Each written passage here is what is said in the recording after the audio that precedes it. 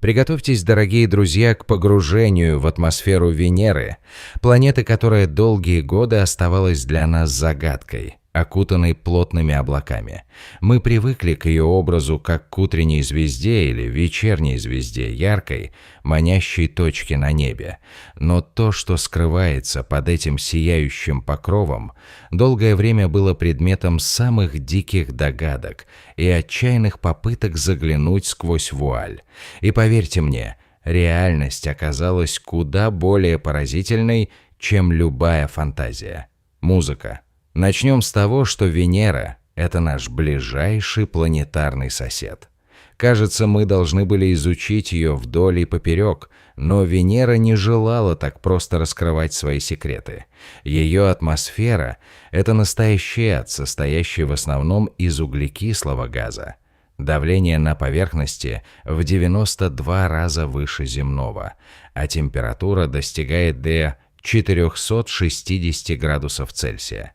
Этого достаточно, чтобы расплавить свинец. Представьте себе, никакой жидкой воды, только раскаленные камни и едкая атмосфера, пронизанная молниями. Не самое гостеприимное место, не так ли? До космической эры Венера была объектом самых разнообразных предположений. Некоторые представляли ее как пышный тропический рай, покрытый болотами и населенный странными существами. Другие рисовали картины бескрайних пустынь. Однако, когда первые космические аппараты начали свой путь к Венере, эти фантазии быстро развеялись. Первыми весточками с Венеры стали данные, полученные советскими станциями серии «Венера». Именно им принадлежит честь быть пионерами в исследовании этой негостеприимной планеты.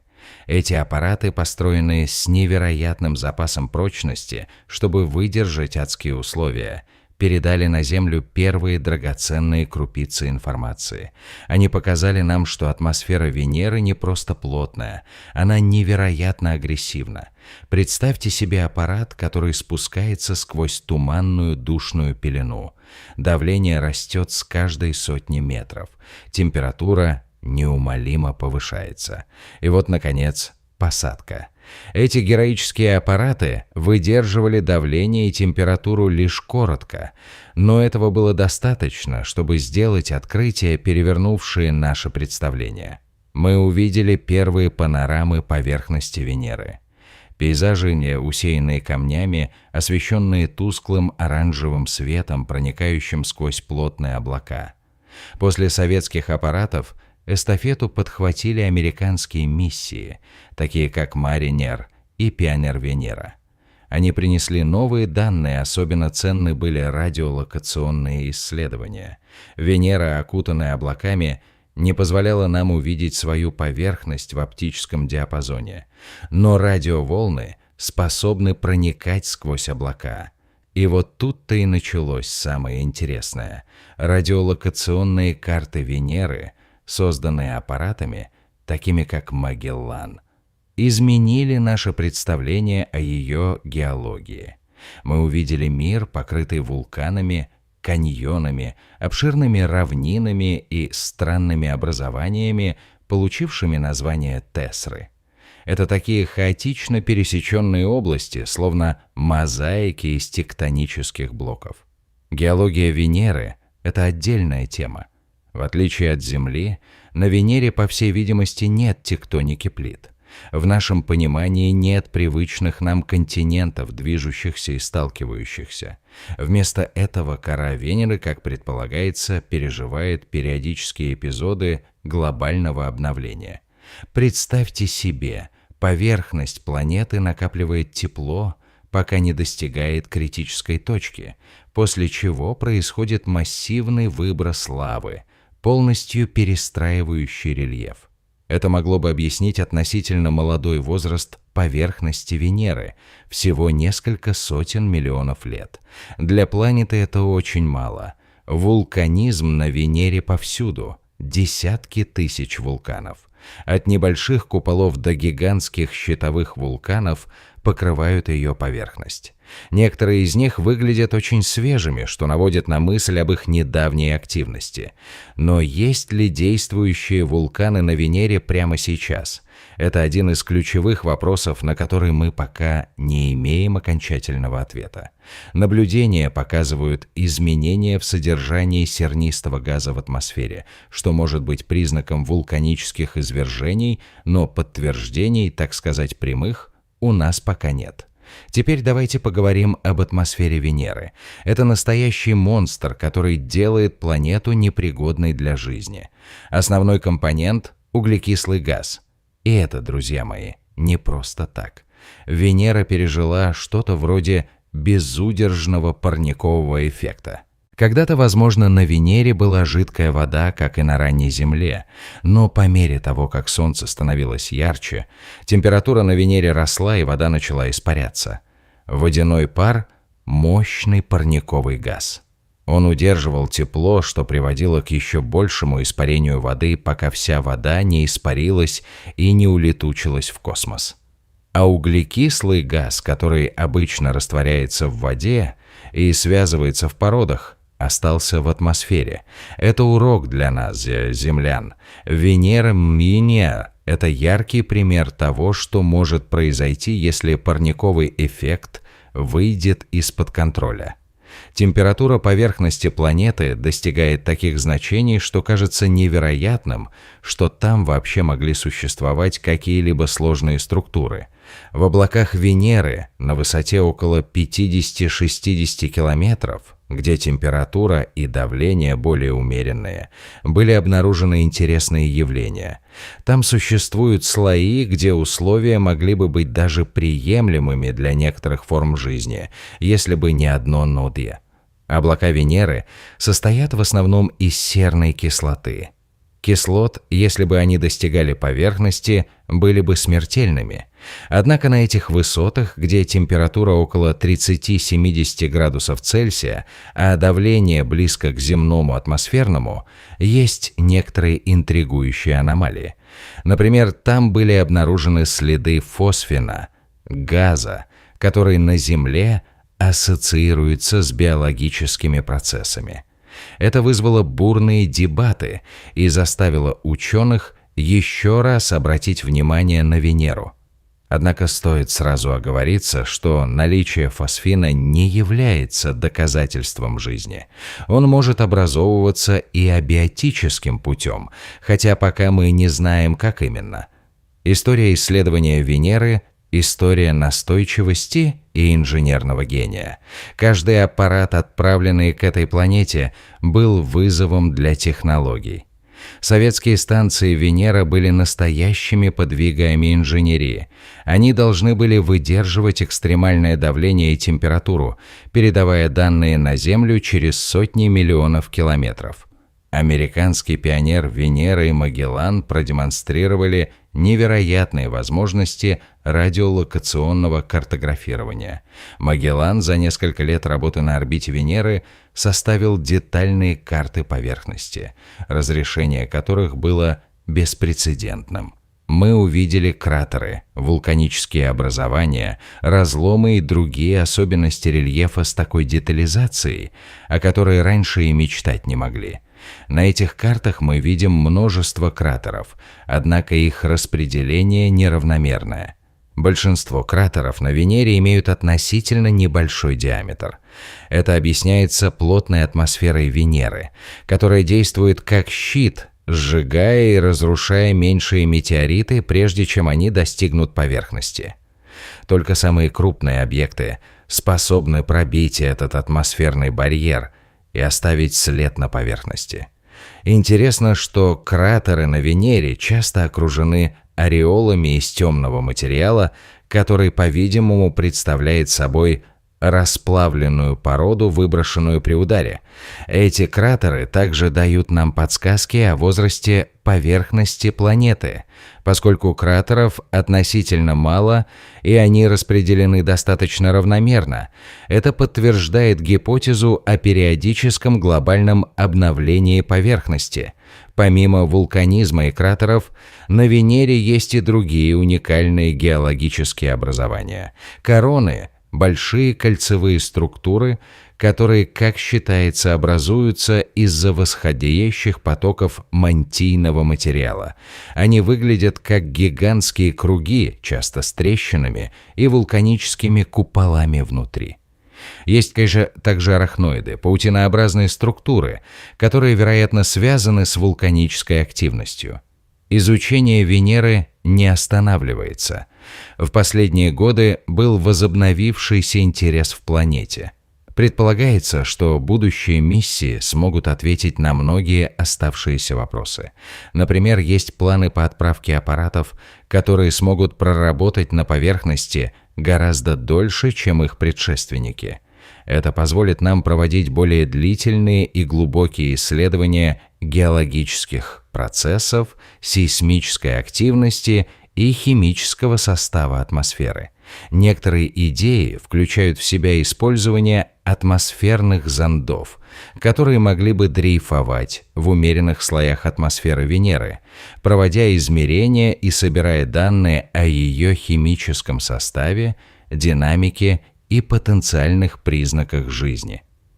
Другие концепции включают роботов-вездеходов, способных выдерживать экстремальные условия поверхности, а также создание воздушных шаров, которые могли бы летать в верхних слоях атмосферы, наблюдая за поверхностью и собирая данные удаленно. Почему Венера так важна для нас? Потому что она является примером экстремальной эволюции планеты. Она показывает нам, что может произойти с планетой, которая находится чуть ближе к Солнцу, или если парниковый эффект выходит из-под контроля. Изучая Венеру, мы получаем ценные уроки о климате, геологии и потенциальной обитаемости планет. Это не просто соседняя планета, это естественная лаборатория, где мы можем изучать процессы, которые могли бы угрожать и нашей Земле. Например, данные с Венеры помогают нам уточнять климатические модели. Понимание того, как и почему Венера стала таким адом, позволяет нам лучше прогнозировать долгосрочные изменения климата на Земле. Это не значит, что Земля превратится в Венеру, но это означает, что мы должны серьезно относиться к нашей атмосфере и ее изменениям. Еще одна загадка Венеры – ее медленное ретроградное вращение. То есть Венера вращается вокруг своей оси в направлении, противоположном большинству других планет Солнечной системы, и делает это крайне медленно. Один венерианский день длится дольше, чем венерианский год. Солнце на Венере восходит на западе и заходит на востоке, и это происходит всего дважды за венерианский год. Причины такого необычного вращения до сих пор не до конца понятны. Возможно, это результат столкновения с крупным небесным телом на ранних этапах формирования планеты. Или же это связано с приливными силами, оказываемыми Солнцем на плотную атмосферу Венеры. Изучение внутренней структуры Венеры также представляет огромный интерес. Считается, что у нее есть железное ядро, как и у Земли. Но в отличие от Земли, Венера не имеет сильного магнитного поля. Это может быть связано с ее медленным вращением или с тем, что ядро не находится в состоянии конвекции. Отсутствие сильного магнитного поля делает поверхность Венеры беззащитной перед солнечным ветром, что приводит к медленному, но постоянному улетучиванию атмосферы в космос. Будущее исследование Венеры выглядит многообещающим. С появлением новых технологий мы сможем заглянуть глубже в тайны этой планеты. Возможно, мы найдем ответ на вопрос о том, существовала ли когда-либо жизнь на Венере, или найдем новые формы экстремофилов, способных выживать в ее адских условиях. Мы будем продолжать изучать ее геологию, вулканизм и атмосферу, чтобы лучше понять эволюцию планет и место Земли в этой космической панораме. Венера, которая когда-то была просто яркой точкой на небе, благодаря усилиям ученых и инженеров, постепенно раскрывает свои секреты. И хотя она и оказалась далеко не тем райским уголком, которого мы когда-то себе представляли, ее суровая красота и уникальная история делают ее одним из самых фасцинантных объектов для исследования в нашей Солнечной системе. Это планета-загадка, которая продолжает бросать нам вызов. Но каждый раскрытый секрет делает ее еще более притягательной. Чтобы представить, как может выглядеть наше дальнейшее взаимодействие с Венерой, полезно перенести внимание на будущие миссии и технологические подходы. Сегодняшняя наука уже сделала шаги к тому, чтобы анонсировать реальные проекты, которые могли бы приблизить нас к ответам на столь давние вопросы. Венера становится не только объектом наблюдений, но и полем для испытания новых технологий, которые позже могут применяться на других планетах, включая Землю. Одной из ключевых характерных особенностей будущих миссий является работа в атмосфере и близких к поверхности условиях. Современные концепты предлагают сочетание орбитальных зондов и наземных подповерхностных зондов, чтобы зафиксировать изменения во времени и пространстве. Например, небольшие вездеходы, способные выдерживать сильное давление и высокую температуру, могли бы перемещаться по поверхности и проводить прямые измерения химического состава почвы и минералов. Взаимодействие с местной геологией и вулканическими процессами даст нам новые данные о механизмах формирования поверхности и динамики вулканизма. Также важна роль аэрокосмических зондов и аэростатов, которые могли бы зависнуть в верхних слоях атмосферы Венеры, наблюдая за облачными слоями, химическим составом и потоками ветров. Они позволят получить долгоживущее и детальное картографирование облаков и вертикальных профилей температуры и давления. Все эти заходы требуют инноваций в теплоизоляции, термостойкости и надежности систем связи. Именно над этими задачами современные инженеры работают уже сегодня. Нас ждут и новые данные об атмосфере и возможных признаках жизни.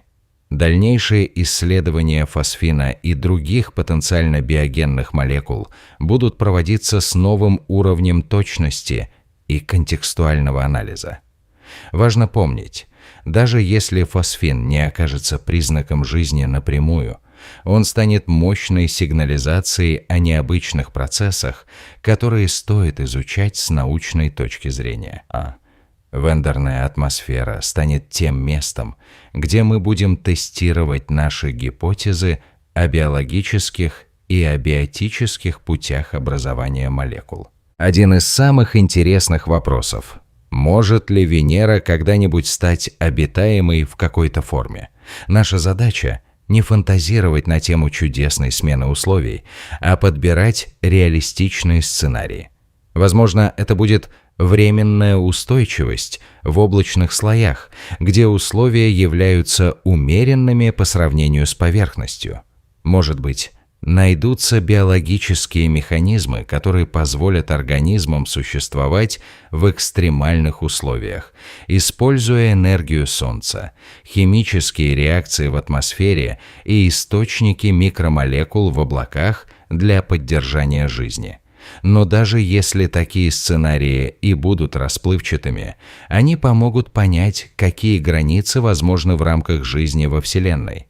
Резюмируя, Венера продолжает быть не просто объектом классической науки, но и ключом к пониманию того, как эволюцию планет следует рассматривать в контексте потенциальной жизни, климата и экстремальных условий.